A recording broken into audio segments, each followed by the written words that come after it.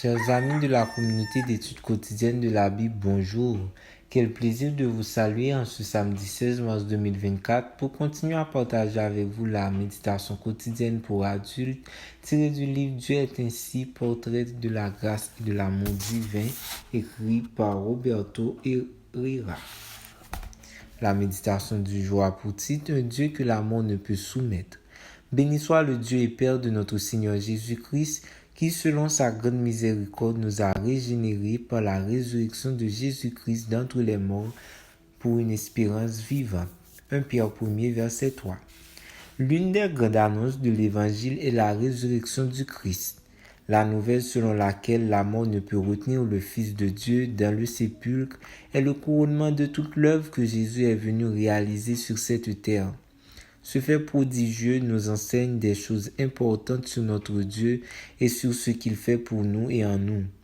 L'apôtre Pierre fait remarquer que la résurrection du Christ a permis l'accomplissement de deux points transcendants du plan de Dieu pour ses enfants, la nouvelle naissance et l'espérance.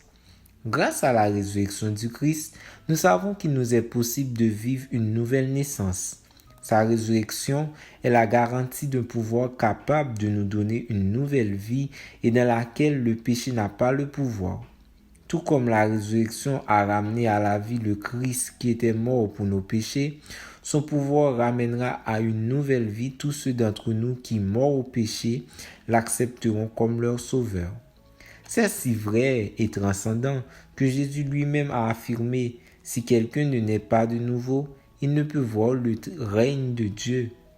La nouvelle naissance est symbolisée par la cérémonie du baptême où nous célébrons publiquement la mort au péché, le pouvoir de la résurrection pour notre vie et l'entrée dans une nouvelle vie en Jésus-Christ.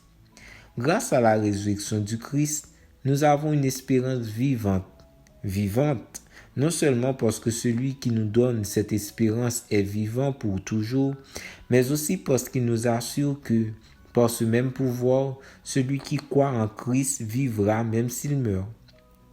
Sans l'espérance, qu'adviendrait-il d'un chrétien? Avant la nouvelle naissance, nous étions sans le Christ, sans espérance et sans Dieu dans le monde. À présent, avec le Christ et grâce à sa résurrection, l'espérance nous permet d'endurer les coups durs de la vie, sachant qu'une vie haute et meilleure suivra. La résurrection du Christ a été un événement qui a changé l'histoire, la vie de ses disciples et le cap du mouvement qui sera connu sous le nom de christianisme. Et elle change aussi notre vie aujourd'hui parce qu'elle est nouvelle et lui ajoute l'espérance. Béni soit Dieu. Merci d'avoir suivi cette méditation. Nous vous donnons rendez-vous pour demain. Bonne journée à chacun de vous.